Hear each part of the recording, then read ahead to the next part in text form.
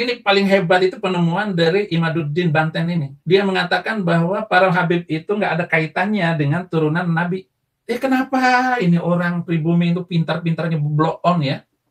Saya tegar berdiri untuk mempersatukan kaum murtadin ini agar segera berjuang dan segera menahan mereka tidak tetap mengikuti ajaran Arab. Karena ajaran Arab itu adalah ajaran kolonialis Arab, kolonialis agamawi, ya, penjajahan baru. Assalamualaikum warahmatullahi wabarakatuh. Jumpa kembali bersama Aventador 007. Pada kesempatan kali ini saya ingin mereaction sebuah konten dari channel Rhoma Irama Official, yang di situ beliau podcast sebagai narasumbernya Guru Gembul, dan di situ membicarakan beberapa hal, diantaranya tentang nasab Saada Ashraf Ba'alawi. Beberapa poin-poin yang dibahas oleh Guru Gembul. Ayo kita uji sama-sama secara saintifik. Jadi biar objektif. Jadi saintifik dalam konteks ini, metodologi sejarah itu hanya bisa mengakui sesuatu itu disebut fakta kalau ada catatan. Tidak ada catatan, tidak boleh diakui. Itu metodologinya begitu. Istilah Habib yang kemudian katanya zuriat Nabi, yang tersambung dengan Nabi, tidak ada catatannya yang bisa kita verifikasi. Jadi jangankan untuk kita ikuti, untuk kita uji saja, gak ada bahannya untuk kita uji. Menurut Kiai Imaduddin itu. Di antaranya menurut Kiai Imaduddin itu sangat mengecek yang lain, Ustaz Kiai Imaduddin memberikan sebuah pertanyaan. Nah ini memang tidak tersambung, tidak ada, kosong selama berabad-abad. Kiai Iman, apakah Anda terus meneliti itu? Saya membaca, saya mohon maaf ya, Robitul Alawiyah, dan saya menemukan ada beberapa kejanggalan. Saya bertanya bahwa seharusnya kalau Nabi yang Habib sebagai insan maka mereka seharusnya ada keturunan ke-48 dari karena tahu sisi person, karena tahu sisi dari Robitul Alawiyah di Indonesia itu keturunan ke 37, 38, 39. Jadi rentangnya sampai 11 generasi dalam tanda kutip hilang. Lalu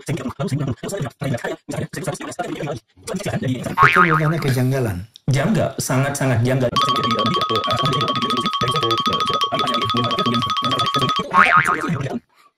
Dilihat secara matematis, janggal, hitungan sejarah, nasabnya hilang, kemudian tes DNA juga tidak mau. Seingat saya hanya Ba'alawi yang tidak mau karena yang lain mau dites. Sebentar.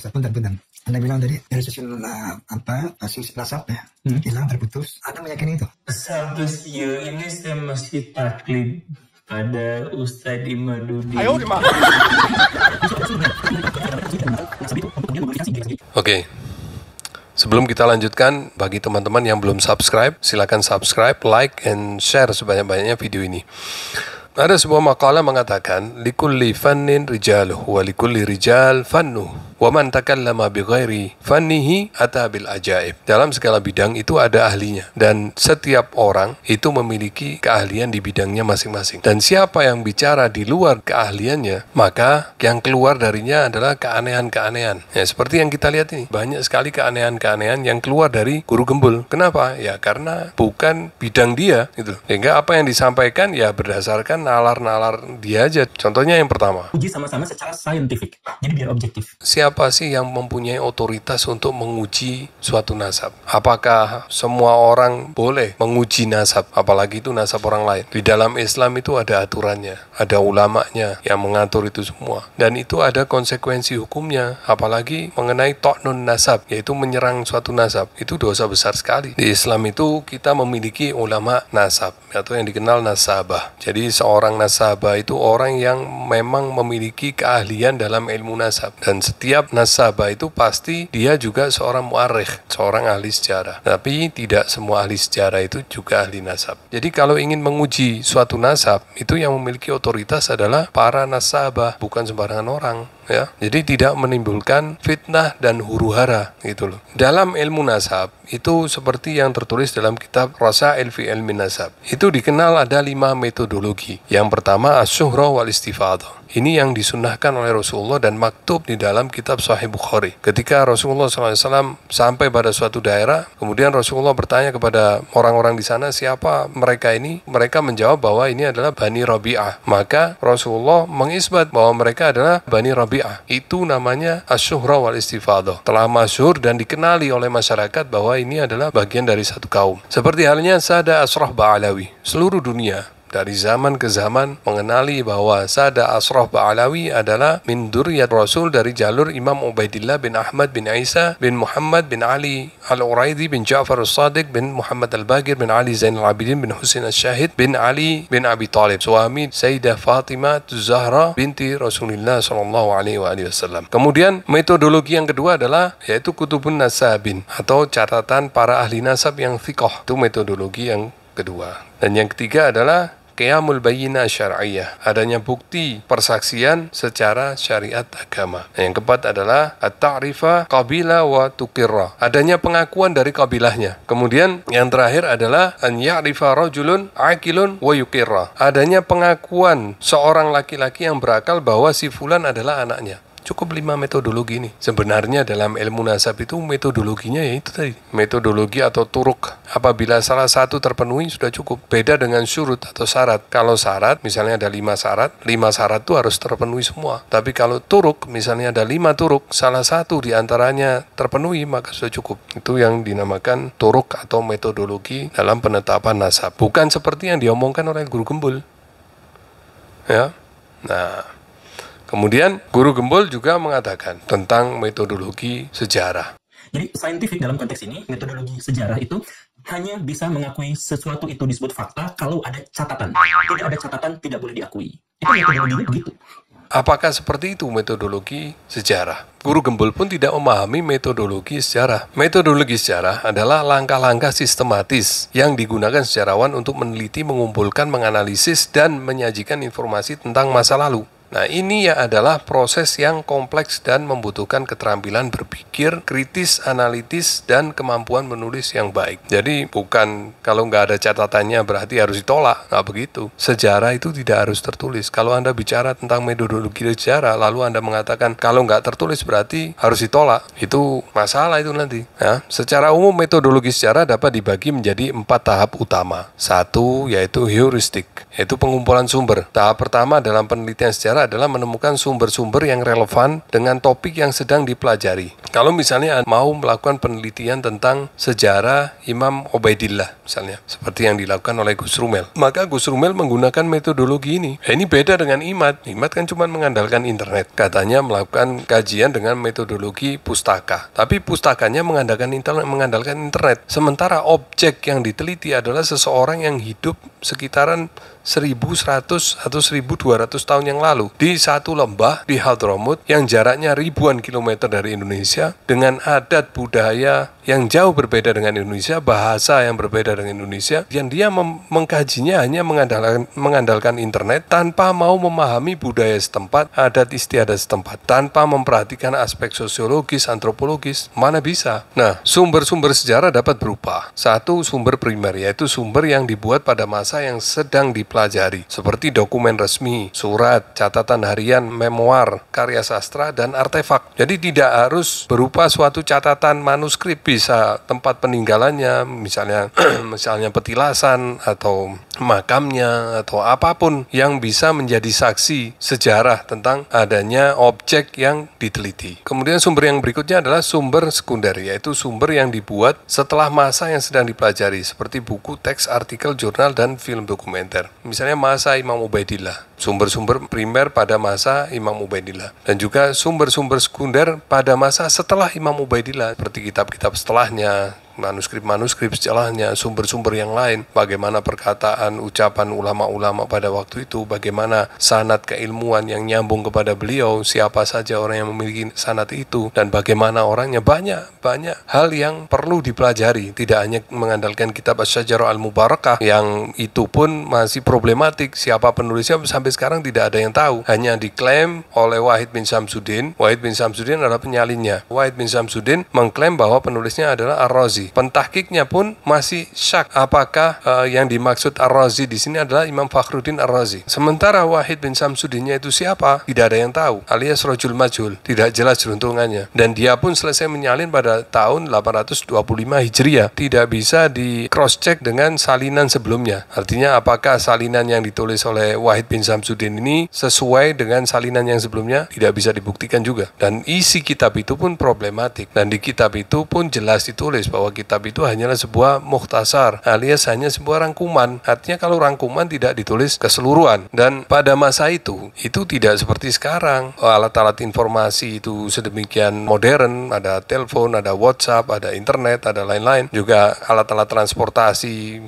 bisa cepat seperti sekarang. Dari satu negara ke negara yang lain hanya hitungan jam aja dengan pesawat bisa. Pada masa itu lembah Hadramut adalah lembah yang terpencil. Karena itu namanya Ar-Razi, berarti penulis penulisnya berasal dari Roy, Iran. Kenapa penulisnya tidak juga menulis silsilah nasab dari Syekh Abdul Qadir Al-Jilani? Padahal beliau satu masa dengan penulis ini, satu daerah dan satu masa. Kalau Imad menuntut penulis Syajaratul Mubarakah itu menulis Imam Ubaidillah di kitabnya, padahal jarak antara kota Roy dengan Hadramut itu jauh ribuan kilometer dan terpisah oleh laut bahkan di lembah pegunungan. Harusnya Imad lebih menuntut penulisnya yang Ar-Razi tadi itu menulis nasab Syekh Abdul Qadir Jilani yang cuma tetangganya sendiri. Tapi di kitab itu tidak ada ya. Kemudian sejarawan harus berusaha menemukan sebanyak mungkin sumber yang relevan untuk mendapatkan gambaran yang lengkap tentang peristiwa dan periode yang mereka pelajari. Dan ini persis apa yang dilakukan oleh Gus Rumel. Dan yang tak kalah penting, yang vital adalah di situ harus ada kritik sumber, yaitu verifikasi setelah sumber-sumber ditemukan. Sejarawan perlu menilai keabsahan dan kredibilitasnya. Sekarang pertanyaannya, pernah nggak Imad itu melakukan kritik sumber terhadap kitab Syajaratul Mubarakah? Kan yang menjadi andalannya itu hanya satu kitab itu aja. Dia tidak pernah sama sekali melakukan kritik sumber terhadap kitab Syajaratul Mubarakah. Dia menelan mentah-mentah begitu saja. Apa motivasinya? Kenapa dia menelan mentah-mentah? Karena ambisinya untuk menyerang nasab Ba'alawi, membuat fitnah bahwa nasab Ba'alawi batal dengan menggunakan kitab Syajaratul Mubarakah. Padahal kitab Syajaratul Mubarakah tidak bisa digunakan untuk membatalkan nasab. Pentahkiknya sendiri, Said Mahdi Rajai mengatakan Anda tidak bisa menggunakan kitab Syajaratul Mubarakah untuk membatalkan nasab. Ada dua jenis kritik sumber. Yang pertama adalah kritik internal, yaitu evaluasi isi sumber untuk menentukan keakuratan dan keandalannya, melibatkan pertimbangan hal-hal seperti bias penulis, motif, dan kemungkinan kesalahan, falsifikasi. Ini juga sudah dilakukan Gus Rumel. Kritik eksternal, yaitu penanggalan dan identifikasi sumber untuk memastikan keasliannya, dan ini melibatkan pertimbangan hal-hal seperti gaya bahasa, bahan yang digunakan, dan bukti eksternal lainnya. Ini pun juga sudah dilakukan oleh Gus Rumel, dan Imad tidak pernah melakukan hal ini sama sekali. Proses kritik sumber sangat penting untuk memastikan bahwa penelitian sejarah didasarkan pada informasi yang akurat dan dapat diandalkan. Interpretasi atau penafsiran setelah sumber-sumber diverifikasi, sejarawan perlu menafsirkan maknanya dan menarik kesimpulan tentang peristiwa atau periode yang mereka pelajari. Ini melibatkan analisis kritis dari informasi yang ditemukan dalam sumber-sumber. Sejarawan harus mempertimbangkan konteks di mana sumber-sumber itu dibuat serta perspektif dan bias penulis. Konteks pada masa itu juga harus menjadi bahan pertimbangan sejarawan. Jadi dia harus menghadirkan dirinya seperti seolah-olah dia hidup pada masa itu, bukan dijadikan lelucon seperti yang sekarang ini, menilai kehidupan masa lalu dijadikan bahan lelucon untuk menghina orang-orang yang hidup pada masa itu. Dan parahnya lagi, yang dihina-hina adalah ulama-ulama yang hidup pada masa itu. Ini termasuk istihza biddin, dengan menyerang para ulama, melecehkan para ulama. Dan ini bisa menjadi zindik, sama seperti Salman Rushdie. Terakhir dalam penelitian sejarah adalah penulisan sejarah. Ini melibatkan penyajian temuan penelitian dalam format yang jelas dan koheren. Sejarawan harus menyusun narasi yang menarik dan meyakinkan yang didukung oleh bukti dari sumber-sumber. Historiografi juga harus mencakup diskusi tentang metodologi yang digunakan dan keterbatasan penelitian. Seperti itu, metodologi sejarah itu begitu, Pak Guru Gembul ya. Bukan kalau nggak ada catatannya ditolak. Itu bukan peneliti sejarah, juga bukan metodologi sejarah itu namanya. Kemudian,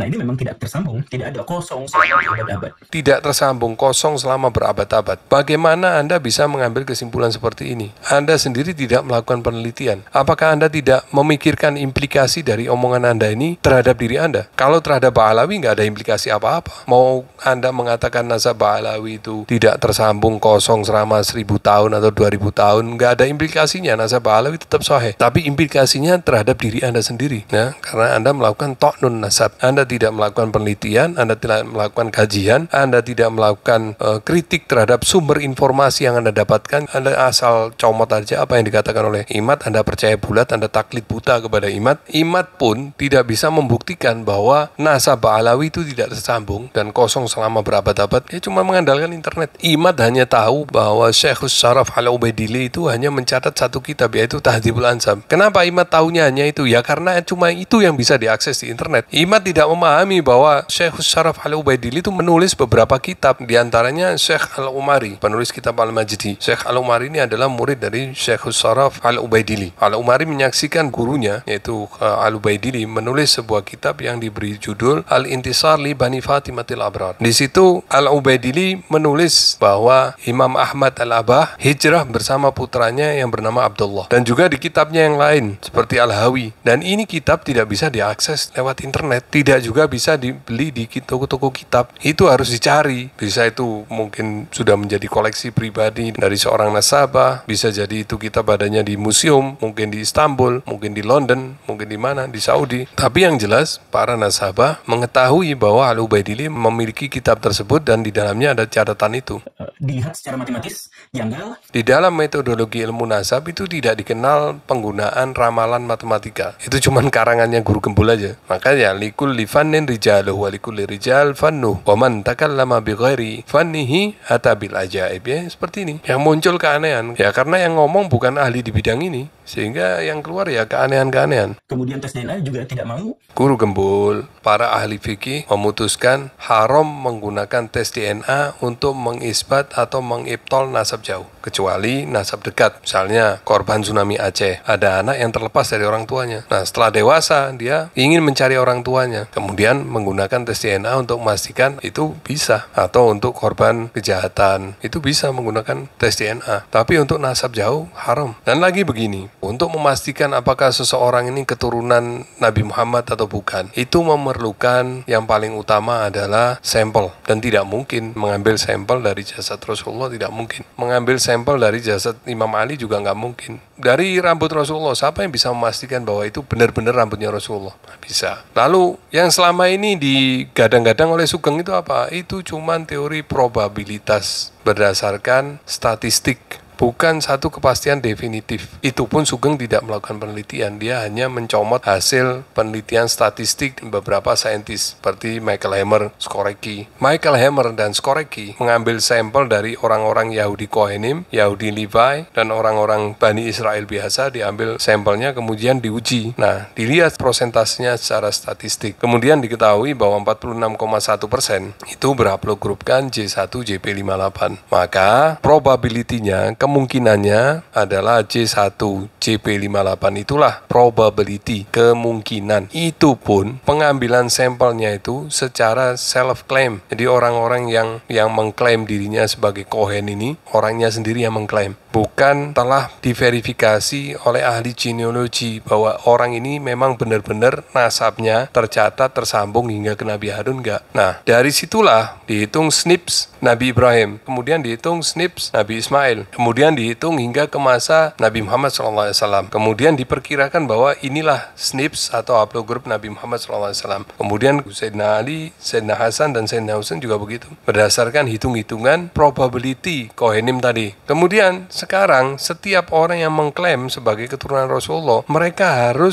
sesuai dengan ini. Ini masuk akal nggak? Ada banyak sekali dzurriyyah Rasulullah SAW yang dianggap sebagai anak zina, dianggap nasabnya terputus, anak zina, mungkin ibunya selingkuh, atau macam-macam tuduhan-tuduhan, hanya karena haplogrupnya tidak sama dengan orang Yahudi Kohenim. Itu yang terjadi. Boleh nggak itu dalam syariat? Membatalkan nasab dzurriyyah Rasulullah SAW yang nasabnya tersusun rapi, sesuai dengan metodologi ilmu nasab, hanya karena haplogrupnya tidak sesuai dengan orang-orang Yahudi Kohenim. Silakan tanya Anda kepada para ahli fikih tentang hal ini. Jadi biar nggak asal-asalan dalam bicara, ya. Nah, kemudian kesimpulan saya adalah bahwa Guru Gembul ini terbukti hanya taklid buta kepada Imad tanpa mempertimbangkan implikasi dari ta'nun nasab yang menjadi dosa bagi dia. Saya kira itu kesimpulan saya dari apa yang saya lihat pada konten Roma Irama Official. Saran saya kepada Bung Roma untuk di kemudian hari bisa mendatangkan narasumber yang memang kompeten untuk membicarakan tentang hal ini, karena implikasinya bagi masyarakat awam, yang kalau seandainya masyarakat awam itu mengikuti apa yang disampaikan oleh Guru Gembul ini, implikasi dosa ta'nun nasab itu akan terjadi pada mereka. Dan kasihan orang-orang awam, kasihan Guru Gembulnya, dan kasihan juga Bung Roma yang sebagai hostnya. Ya, saya kira itu yang bisa saya sampaikan. Semoga bermanfaat. Wabillahi taufiq wal hidayah wal afu minkum. Wassalamualaikum warahmatullahi wabarakatuh. Betul. Ini paling hebat itu penemuan dari Imaduddin Banten ini. Dia mengatakan bahwa para Habib itu nggak ada kaitannya dengan turunan Nabi. Kenapa ini orang pribumi itu pintar-pintarnya blow on ya? Saya tegar berdiri untuk mempersatukan kaum murtadin ini agar segera berjuang dan segera menahan mereka tidak tetap mengikuti ajaran Arab. Karena ajaran Arab itu adalah ajaran kolonialis Arab, kolonialis agamawi, ya, penjajahan baru.